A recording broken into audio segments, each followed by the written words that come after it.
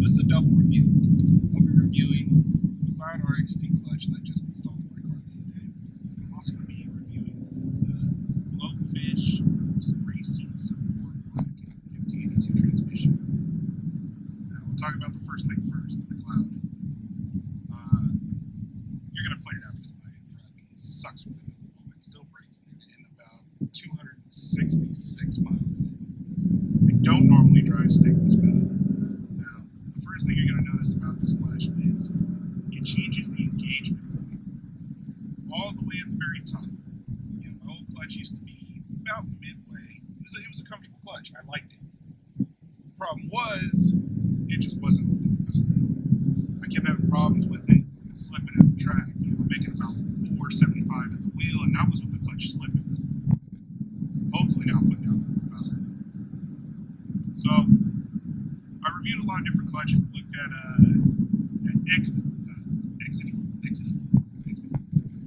exiting clutches. I looked at, obviously, the McLeod. I also looked at spec. And the RXT from McLeod came highly recommended from everyone that I know. A lot of different people that I know that race.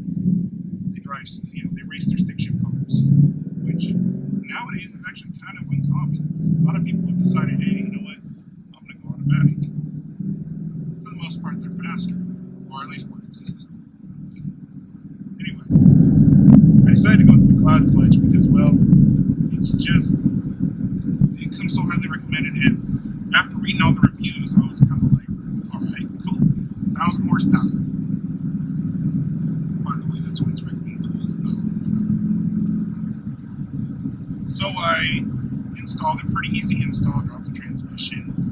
Kind of the pain in the ass to get the transmission back in. It seems with these Coyote motors, you gotta lean the engine back a little bit to get that transmission up, especially if you're doing it on the floor like I was.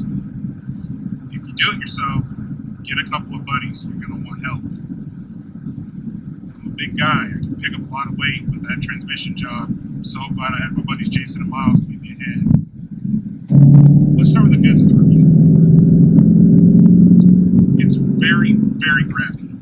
I mean, once you bring up the pedal to the point at which the clutch actually engages, snaps right into gear.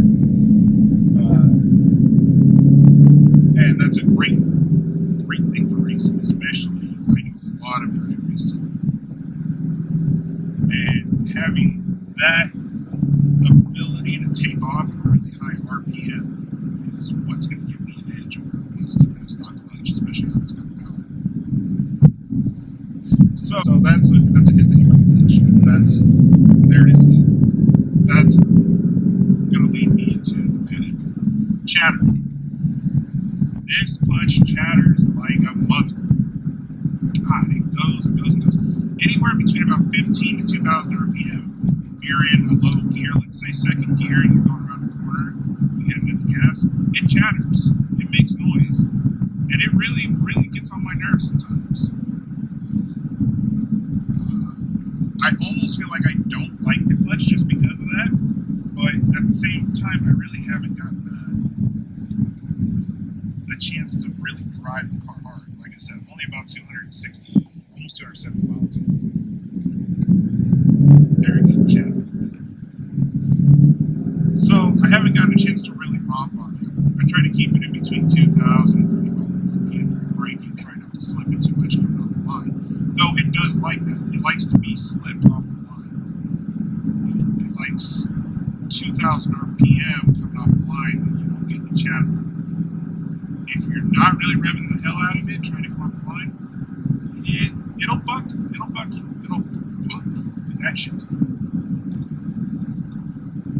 So, that's the downside. I think that has to do mainly because it doesn't have a sprung hub. Your normal clutches, they have sprung hubs on the clutch. That dampens a lot of that vibration that you hear in that chattering.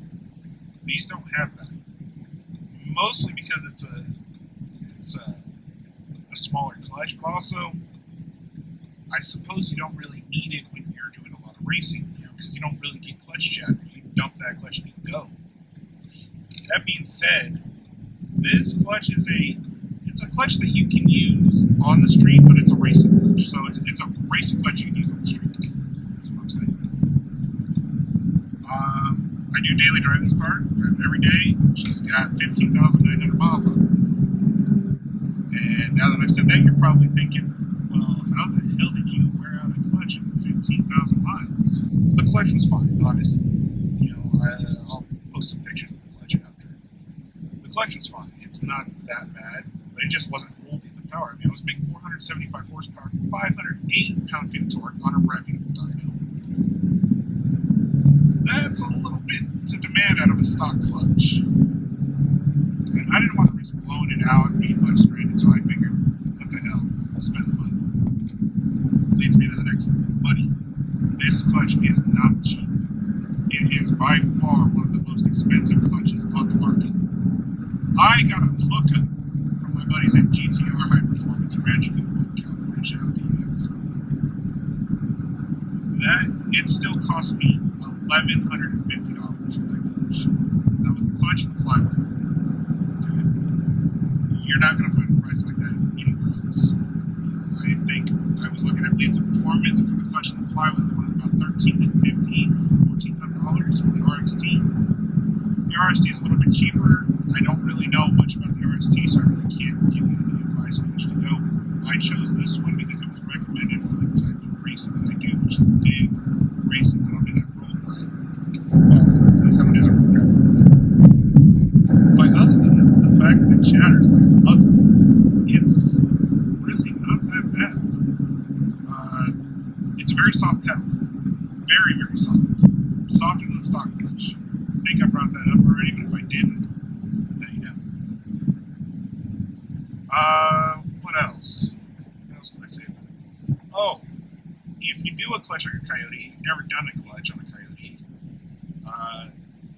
the throwout bearing and the slave cylinder, which are one unit, are self-bleeding. So you've got to pump it about 100 to 300 times to get all the air out of the system. Supposedly, there's a way to disconnect it. Supposedly, there's a way to disconnect it without it letting air into the system. I didn't do it that way. I didn't realize that was a thing until a buddy of mine told me how did you pull it out. Oh, you didn't have to do that. Right. Okay, well, that killed me all the time.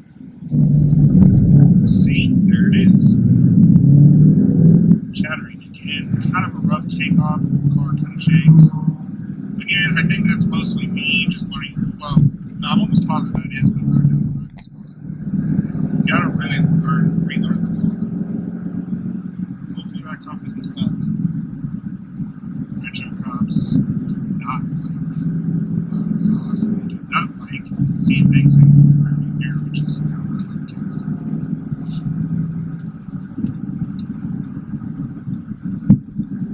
But overall, you know, this is just kind of a brief review. I'll do another video once I've got this clutch. Once I've got the clutch broken in, I'll do another review of it.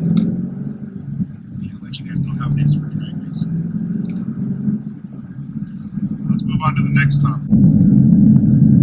Blowfish racing bracket for the MT82. This is their first generation, so this is their, as they call it nowadays, their race bracket. Their new one has rubber mounts on it to help dampen it, and it's supposed to reduce some of the noise. And before I get into the noise, let me just say, I freaking love this bracket. This bracket is bad. Look, bad isn't a good thing.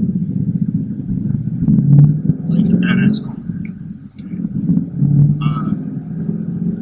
While it does have some road noise, especially between 3,000 and 4,000 RPM, it really, really rattles.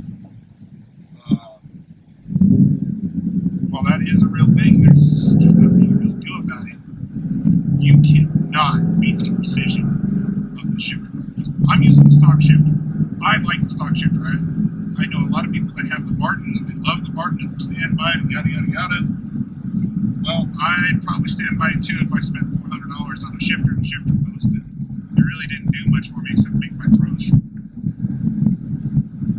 I feel like the stock shifter on the MT82 is a fine shifter as far as throw. I had a lot of issues missing third gear. In fact, before I had the shifter bracket, I blew out two transmissions. This is the third transmission in this car. Okay, blew out two transmissions. Luckily, Ford covered them under warranty. So, after blowing out the second transmission, I thought the first time was a fluke. I blew the first transmission at 6,700 miles. After that, I had a new transmission put in. That transmission only lasted me 3,000 miles. Blew that transmission out. Okay, same problem. I was going for third gear. Fucking missed third gear. Or at least I thought I missed it. It turned out I broke something in the transmission, more than likely a shifter for it, because the shifter was in the neutral position. However, the transmission was stuck in second. Both times. The exact same issue. So after I got the second transmission, and Ford covered it, I'm surprised I didn't have any questions about that. That's why it's good to have friends who work at Ford dealerships who overlook you on your warranty voiding items and activities. Once I got the transmission with the Blowfish racing bracket, it fixed all the issues right away. And after the clutch is broken, I'll do another short review video on how I can power shift, because I don't care who I'm racing, I outshift everyone with this bracket. Okay? I outshift them. I keep up with the automatic cars because of this bracket. My shifting is that quick. No lift shifts, no grinding, like you get sometimes that little bite going into second gear. You know, that you shift real hard, real fast.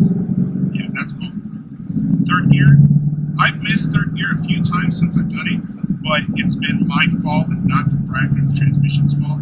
I let the clutch out too soon before having the car in gear. That just was kind of the whole thing with power shifting. Got the bracket installed.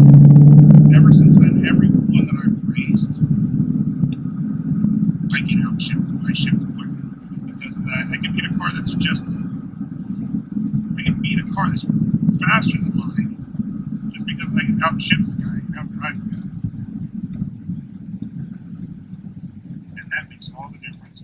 Make my runs more consistent too. See? Still getting used to that clutch. The car is more consistent. The 8th mile, which is supposed to be run around here just because, well, it's got the best prep. The local quarter mile sucks for prep. But at the local 8th mile, she runs consistently in the high sevens. I'll tell you exactly what it sits in. It's in the high sevens. On the nitrous, I'll tell you that one.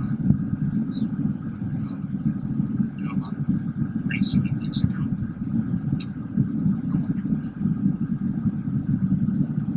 But we'll just say it's quick.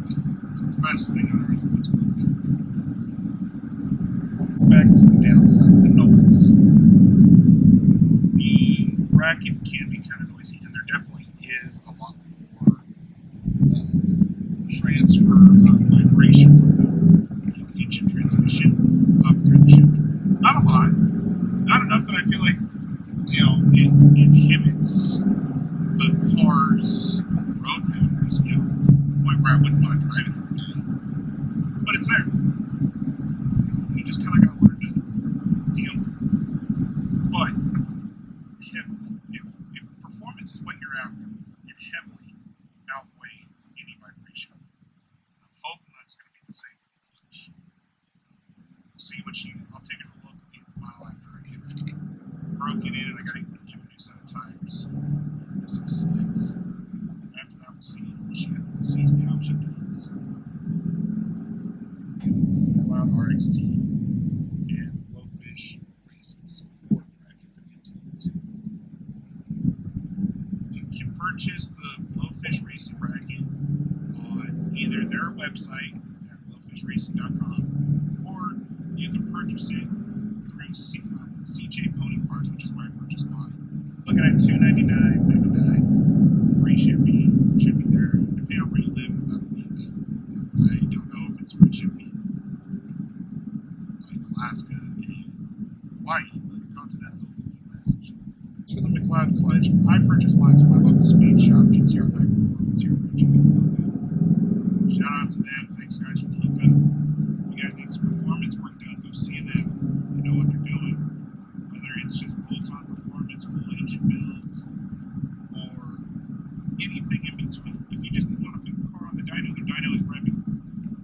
They keep their dyno within spec. I cannot stress how many times I've heard of people, well, my car's got this, just this, and this, and it put down 440 horsepower. No, it didn't, dude. I promise you. If anybody ever tells you that their Cobra jet manifold only Coyote put down 440 at the wheel, that guy is lying. Either that guy has got way more done to his car than he says he does, or the dyno that he went to is unrevving. So again, GTR, reputable dyno if you want to get real accurate numbers. Dyno jet.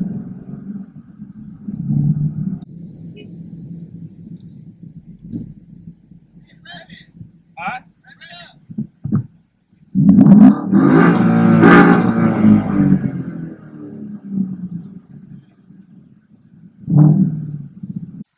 Everyone that I've talked to on forums and speed shops has told me that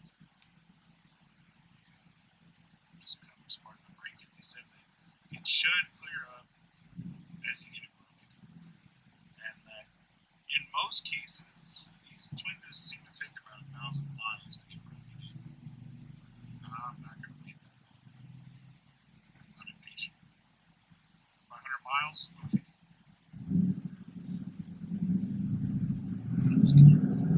You want me to do 1,000. And McLeod doesn't recommend that you do 1,000. They say after 500 miles, feel free to meet and wrap up.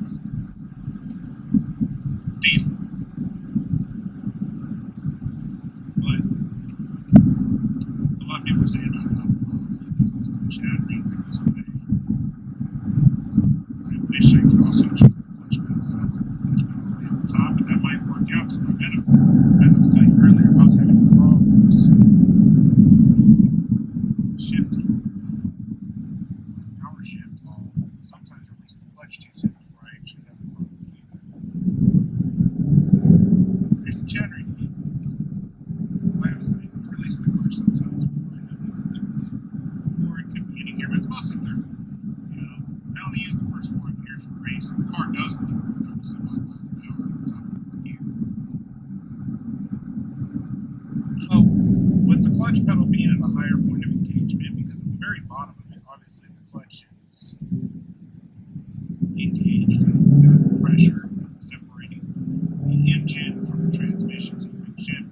Hopefully, that'll help you from missing any more gears. So that might work out to be a benefit, yet I won't know until I can actually hammer on this transmission. And when I can, better believe I'll be making a video of it and show you guys how I slam gears in this car. I don't know of anyone that can do what I do with this transmission without the shifter bracket. And keep up. Like I said, I don't grind in second. And I usually don't miss third. I shouldn't miss third anymore, hopefully. I think you benefit from this. Look forward to that video. Subscribe if you haven't already. And until next time, feel free to go check out my other videos. I got a lot of racing videos. Last video, I raced a Corvette and I broke that Corvette off. The Corvette was talking a lot of smack. A lot of shit. Broke him off, walking up to me and my boys. I'll race any of your Mustangs. I'm your Huckleberry. My car's like a dance. Guy put a GoPro in the back of his car facing the rear end, hoping to catch me losing him. Took him by 2 bus links. Go check out that video. Like it, share it, give it a thumbs up. I don't know, do something. This is the no commercial channel.